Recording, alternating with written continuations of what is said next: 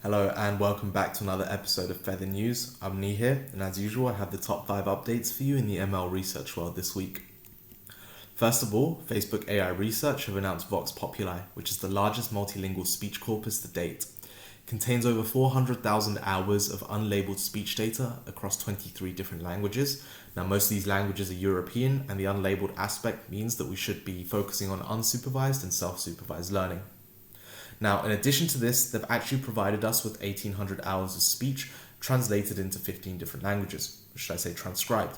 Alongside this, we have oral interpretations of these 15 different languages, totaling 17,300 hours worth of labeled speech data. This oral interpretation basically means it's just the important parts of the speech. Typically, when a transcription process happens, the unimportant parts are not really transcribed. Now, this aligned aspect means that they had to use multiple pipelines to actually create this transcription process, because they found that the labeled data which they were given wasn't very well labeled at all. So what we have now is basically an awesome data set which aligns to the second utterance level information, including things like ums and ahs. Secondly, Wang et al. In joint work with CMU and MIT creates an algorithm which allows retraining a GAN network with just a handful of sketches. So this architecture involves a pre-trained mapping network, which is F over here, and this is pre-trained on a small number of images and a small number of sketches and a large number of images. Now, during inference time, the user provides a handful of sketches and it modifies the weights of the pre-trained generator. So this generator and the discriminators, they come from a style GAN network. And using cross-domain adversarial learning and regularization, the authors actually managed to demonstrate fast network creation or fast network modification by modifying only the mapping network in the style GAN generator. So that's just the mapping network in this G prime over here. So the way it works is that we have this generator network, which has been just trained on open domain data, or well, rather just a standard unconditional GAN generator, and we provide the handful of sketches here, and we relearn the weights of the mapping network and create this G prime network, which can synthesize images based on the style of the sketches that have been provided. Now, we've all heard of the perceiver, and the reason that it exists is because transformers suffer from quadratic complexity in the attention mechanism. So the Perceiver by DeepMind solves this quadratic complexity problem while working on byte data, which means it also allows for modality agnostic inputs. However, the original work was limited just to classification.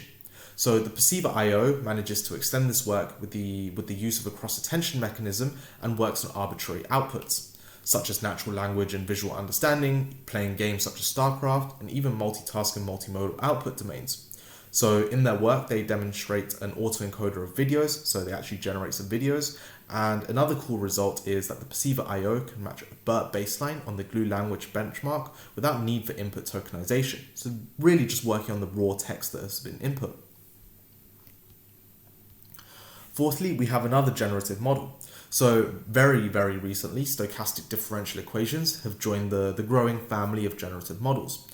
Meng et al., the author of this paper, not the original SDE paper, creates an image synthesis algorithm which goes from stroke to image or can edit a picture using strokes. So what does this mean?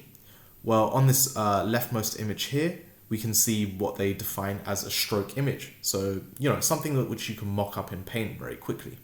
Now, loosely what this algorithm does is it adds noise to a random image and removes that noise. So we can see that here we have a lot of noise added to this image, and we can make out the high level structure, like, oh look, there's meant to be a tower here and there's some sand here or something like that. However, we can't make out the fine-grained detail of this actual image. Now, iteratively, we run the stochastic differential equation in reverse order, and we can actually denoise this input into something which is photorealistic. So this is the image synthesis part. Now, editing a picture with strokes is quite similar. Basically, we can have a photorealistic image, and then we can say, hey, look, let's make the sky a bit bluer and apply some blue stroke information to it. So we can just paint the sky blue.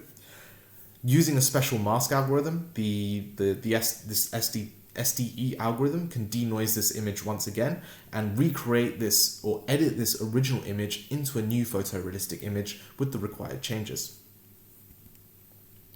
Finally, we have a new platform for medical imaging.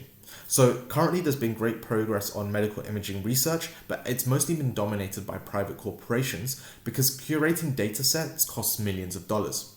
Now AIMI, which is Artificial Intelligence for Machine Imaging, or Medical Imaging from Stanford University, about 2 years ago they open sourced 1 million annotated images across I think it was 9 different data sets.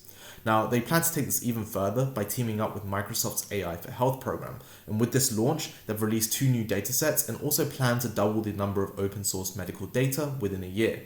So this is going to be a great collaborative effort, and hopefully it can create a global hub for medical data for use in research. And I'm excited to see the advances in medical imaging over the next 2 years, because I think with this, it can be absolutely phenomenal.